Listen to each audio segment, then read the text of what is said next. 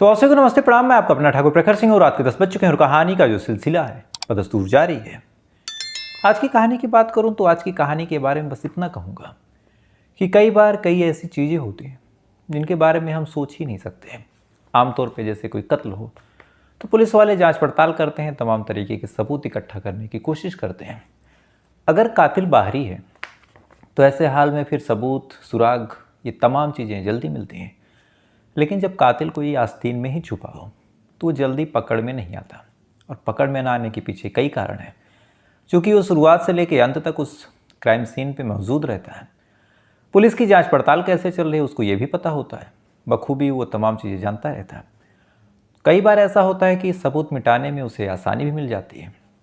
कोई सबूत वो मिटा रहा, अगर उसे किसी ने देख लिया तो ये भी कह के बच सकता है कि गलती से हो गया। तो ऐसे हाल में पुलिस वालों की जल्दी उसके ऊपर शक की सुई घूमती नहीं, और जब शक की सुई घूमती नहीं तो फिर पुलिस वाले इधर उधर ढूंढते रहते हैं।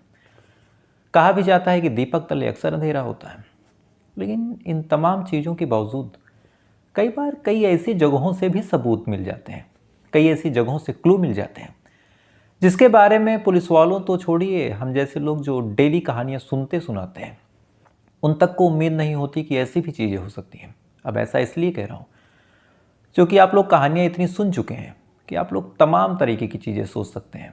तमाम वो चीज़ जो एक ज़हन दिमागी पुलिस वाला जानता है उससे ज़्यादा आप जानते हैं, क्योंकि एक पुलिस वाला अपने अनुभव से सीखता है और आप डेली एक कहानी, दो कहानी, तीन कहानी सुनते रहते हैं तो आप ज़्यादा जानते हैं। लेकिन इसके बावजूद अब जो कह दिया कि आप कंफ्यूज होंगे तो ऐसा होता है। लेकिन जो सबूत, जो सुराग, जो चीज़ें कभी कभार ऐसी जगहों से मिलती हैं कि आदमी कल्पना नहीं कर सकता कि यहाँ से भी मिल सकती है। आज की कहानी में भी ठीक ऐसा ही हुआ। इस कहानी में कत्ल होता है। पुलिस वाले तमाम तरीके के सबूत इकट्ठा करने की कोशिश करते हैं, तमाम जगह कोशिश करते हैं, कहीं से कुछ नहीं मिलता। लेकिन अंत में 6 साल के एक बच्चे ने एक ऐसा क्लू दिया जहाँ से जब पुलिस वालों ने जांच करना शुरू किया तो फिर पूरी गुत्थी सुलझ गई। और अगर शायद उस बच्चे ने ऐसा न बोला होता तो फिर इस कहानी को सुलझाना लगभग नामुमकिन था। तो पूरी कहानी क्या है आपके सामने सिलसिलेवार तरीके से रखता हूँ। तो इस कहानी की शुरुआत होती है मध्य प्रदेश से। मध्य प्रदेश में एक जगह लगती है बैतूल, और इसी बैतूल में एक शख्स रहा करता था जिसका नाम था रूप सिंह राठौर। रूप सिंह राठौर ठीक ठाक लड़का, शादी हुई। शादी होने के बाद फिर शादीशुदा ज़िंदगी जब आगे बढ़ी तो एक बेटा होता है। अब ये लोग बैतूल के एक गांव में रहा करते थे। अब शादी हुई, शादी होने के बाद बेटा भी हुआ। तो जो रूप की बेटी बीबी थी पूजा ने फिर अपने हस्बैंड से कहा कि गांव में रहते हैं और बेटा भी हो गया, अब उसकी पढ़ाई लिखाई कैसे होगी, यहाँ पे अच्छे स्कूल भी नहीं, गांव में आप कुछ करते भी नहीं हैं, ज़्यादा पैसे भी नहीं हैं, तो एक काम कीजिए कहीं बाहर चलते हैं, वहाँ पे रह के अगर कुछ कमाई धमाई बढ़िया हो जाएगी तो बेटे को भी अच्छी परवरिश मिल जाएगी, बाकी चीज़ें भी ठीक हो जाएंगी। अब रूप सिंह राठौर ने जब ये बात सुनी तो सुनने के बाद उन्हें भी अच्छा लगा कि चलो बीबी जो है परिवार के बारे में इतना सोच रही है। रूप ने अपने माँ बाप से इस बारे में पूछा। माँ बाप भी खुश होते हैं, उन्हें भी लगा कि चलो बहू परिवार जोड़ने वाली है। इसके बाद माँ बाप से परमिशन लेके रूप अपनी बीवी पूजा और अपने 1 साल के बेटे के साथ आ जाते हैं मध्य प्रदेश के इंदौर में। अब इसी इंदौर में एक जगह लगती है बिदुर नगर। इसी बिदुर नगर में एक किराए का मकान लेते हैं। मकान लेने के बाद अलग जगहों पे उन्होंने काम करने की कोशिश की, अलग अलग नौकरी करने की कोशिश की। कई नौकरियां मिली, कई नौकरियां छूटी। इसी दौरान उन्होंने फिर गद्दे और रजाई का काम शुरू कर दिया। रॉ मटेरियल उठाते, उठाने के बाद रजाई गद्दे बनाते, बनाने के बाद ठीक ठाक तरीके से उसको बेच देते। तमाम चीज़ें बढ़िया होने लगी, अच्छे पैसे आने लगे। इधर शादीशुदा ज़िंदगी भी आगे बढ़ी, जो बेटा था वो भी बड़ा हुआ। देखते देखते साल 2024 आ गया। साल 2024 भी आ गया, तमाम चीज़ें बिल्कुल ठीक चल रही। लेकिन इसी दौरान, इसी फरवरी महीने में साल 2024 के, अचानक से जो रूप सिंह राठौर हैं वो घर से गायब हो जाते हैं। अब घर से गायब हुए, गायब होने के बाद बीवी परेशान हुई, बेटा अलग रो रहा। तमाम लोगों ने खोजने की कोशिश की। इधर खोजबीन हो ही रही थी कि तभी पुलिस को एक फ़ोन मिलता है। फ़ोन करने वाला शख्स बताता है कि साहब यहाँ पे एक डेड बॉडी पड़ी है। अब जैसे ही बॉडी की सूचना मिली, पुलिस की जो टीम है उस जगह पे जाती है। जाने के बाद उस लाश को अपने कब्जे में लेती है। कब्जे में लेने के बाद जांच पड़ताल शुरू करती है। लाश की जो तस्वीर है अलग अलग जगहों पे जब भेजती है, तो ऐसी तस्वीर भेजने के दौरान ये पहुंच जाती है पूजा के फ़ोन पे। पूजा उस फ़ोन में जब तस्वीर को देखती है फ़ौरन रोने लगती है। रोने के बाद भाग के थाने जाती है। जाने के बाद बताती है कि ये जो बॉडी है ये किसी और की नहीं, उनके हस्बैंड रूप की है। अब जब बॉडी पुलिस वालों ने देखी, बॉडी एक नाले से मिली थी, और जब परिवार वालों से पूछा गया, चाहे पूजा हो चाहे आसपास के जितने हित मित्र थे उनसे, तो तमाम लोगों ने बताया कि जो रूप सिंह राठौर है वो शराब पीने का आदी है। तो बहुत पॉसिबल है कि शराब पी के वो नाले में गिर गया होगा। पत्नी को भी यही लगा, आसपास के लोगों को भी यही लगा। जो पुलिस वाले थे, चूँकि बॉडी पे कोई चोट कोई ऐसी चीज़ के निशान थे नहीं, तो उनको भी यही लगा कि शायद इसने शराब पी और शराब पीने के बाद ये नाले में गिर गया होगा और डूब के मर गया। बहरहाल अब बॉडी मिली थी तो पोस्टमार्टम करवाना था। पुलिस वालों ने पूजा से कहा कि एक फॉर्मेलिटी है, पोस्टमार्टम हो जाएगा, उसके बाद बॉडी आप लेके चले जाइएगा। पूजा ने कहा ठीक है, करवा लीजिए। उसके बाद पुलिस वाले बॉडी का पोस्टमार्टम करवाते हैं। अब पोस्टमार्टम करवाने के बाद पुलिस वाले भी रिलैक्स, बीवी भी रिलैक्स, तमाम लोग रिलैक्स कि बस डूब के मरा है और अब लाश मिल जाए तो अंतिम संस्कार हो जाए। लेकिन जैसे ही पोस्टमार्टम रिपोर्ट आई, इधर पुलिस वालों ने बॉडी पत्नी के हवाले कर दी। पत्नी ने अपने ससुराल बैतूल में बताया कि ऐसी ऐसी चीज़ें हो गई हैं, जो रूप हैं उन्होंने शराब पी थी, उसके बाद डूब के उनकी मौत हो गई। गांव में मातम पसर गया, चिता वगैरह तैयार की गई। इधर पत्नी एक एम्बुलेंस में अपने हस्बैंड की उस लाश को लेके रवाना होती है। रवाना होने के बाद बैतूल पहुंचने की तैयारी शुरू कर देती है, पहुंचती है। इधर अंतिम संस्कार की तैयारी हुई। इधर जब पोस्टमार्टम रिपोर्ट आई, चूँकि पोस्टमार्टम होने के बाद पुलिस वालों ने बॉडी दे दी, लेकिन जब रिपोर्ट तैयार होकर टेबल पे आई तो रिपोर्ट को पढ़ने के बाद पुलिस वालों का माथा ठनक गया। चूँकि जिस मामले को वो मान रहे थे कि ये लाश जो है यूं ही डूब के मरी पड़ी थी, इसके साथ कुछ हुआ नहीं है, पोस्टमार्टम रिपोर्ट में तो पूरा खेल ही पलट गया। दरअसल उस रिपोर्ट में क्लियर लिखा था कि किसी ने गला दबा के और सांस को तोड़ के इसका कत्ल किया गया है। यानी किसी ऐसी चीज़ से इसके ऊपर दबाव बनाया गया जिससे ये सांस नहीं ले पाया और दम घुटने की वजह से इसकी मौत हुई है। और ये दम घुटना पानी में दम घुटने जैसा नहीं है, क्योंकि अगर पानी में दम घुटा होता तो फेफड़ों में पानी मिलता, लेकिन इस पोस्टमार्टम में फेफड़ों में पानी मिला नहीं, यानी दम पहले घोटा गया, उसके बाद ये जो लाश थी वो पानी में फेंकी गई। यानी ये पूरा मामला अब कत्ल का है। अब एक केस जिसे अब तक नॉर्मली नेचुरल डेथ माना जा रहा था, पोस्टमार्टम रिपोर्ट ने क्लियर कर दिया कि ये कत्ल है, तो फिर कातिल कौन है? अब पुलिस वालों ने जांच पड़ताल शुरू की। सबसे पहले परिवार वालों से पूछा कि क्या आपको किसी पे डाउट है। जब पत्नी पूजा ने सुना कि कत्ल हुआ है, वो भी सन्न रह गई कि कौन ऐसा होगा जो मेरे पति को मार देगा। वो कहने लगी कि साहब ऐसा हो ही नहीं सकता, मेरे पति हालांकि शराबी थे, गुस्से में या फिर शराब पी के बहक जाते थे, लेकिन अभी तक उनकी किसी से ऐसी लड़ाई या फिर ऐसा कोई झगड़ा कहा सुनी कुछ हुई ही नहीं। पुलिस वालों ने पड़ोसियों से पूछा, उन्होंने भी कहा कि हाँ लड़ाई झगड़ा थोड़ा बहुत होता था, लेकिन इतना भी नहीं कि कोई कत्ल कर दे। पुलिस वाले तमाम लोगों से पूछताछ करते रहे, तमाम तरीके से जांच पड़ताल करते रहे, ना ही कहीं से कोई सबूत मिला, ना ही कहीं से कोई क्लू मिला।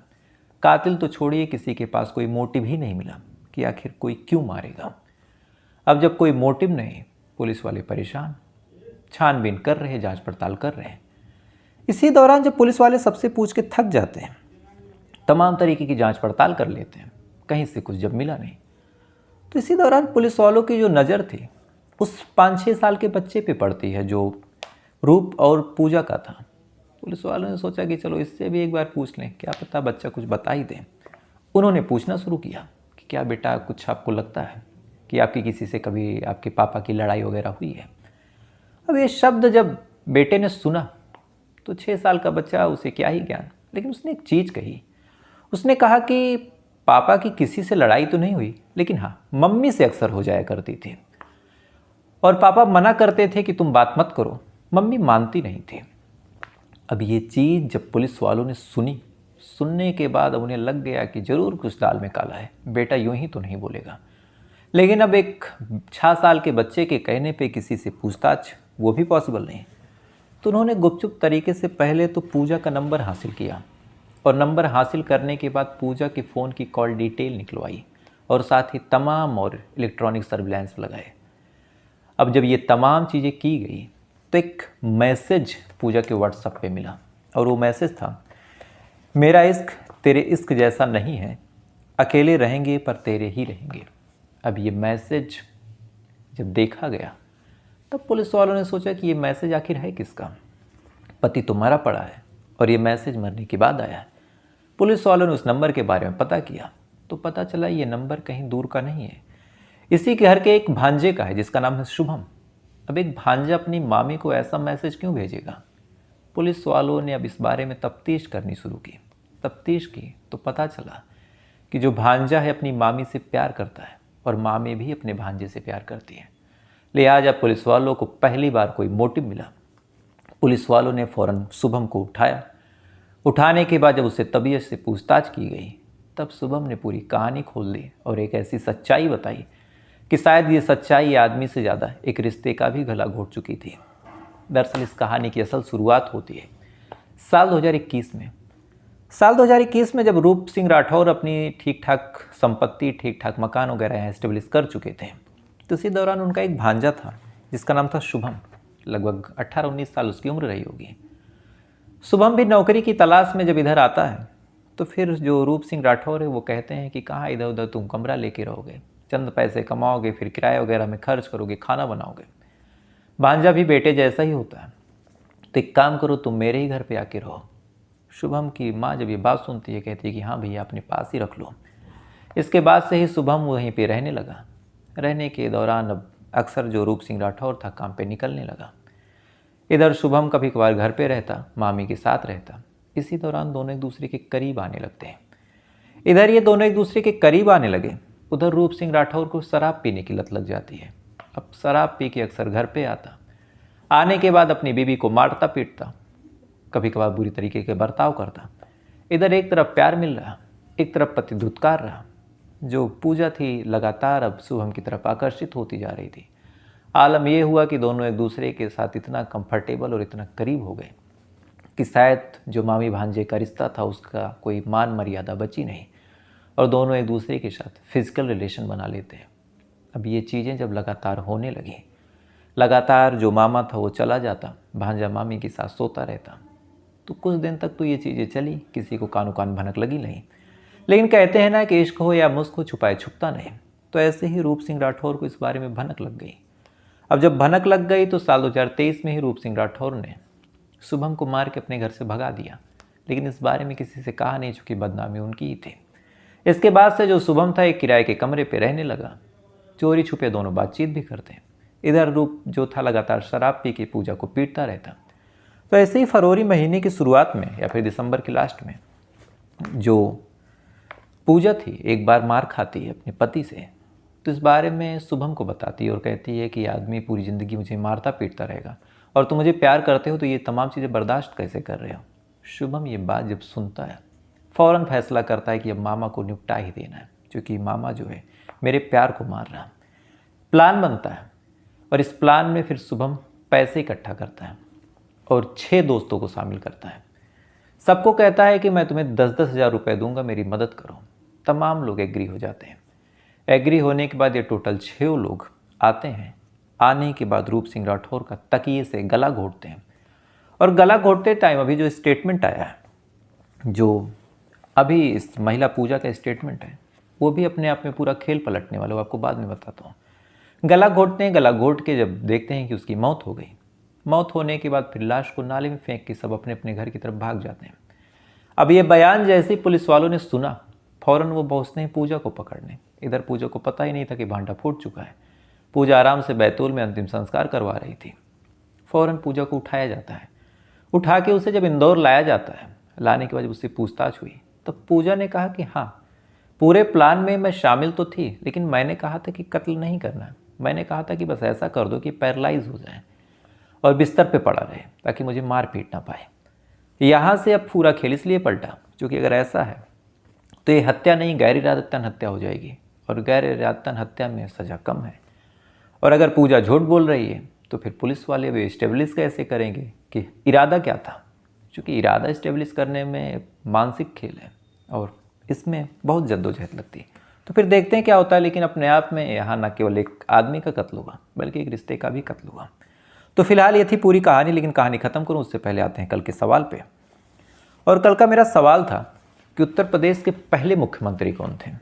तो इस सवाल का जो सही जवाब दिया है, उस जवाब को बताने से पहले एक भैया हैं जिनका नाम है शिवम सिंह, और ये सूरत से हैं, और इनके कमेंट को लेके ही आज ये पूरी कहानी भी बतानी पड़ेगी।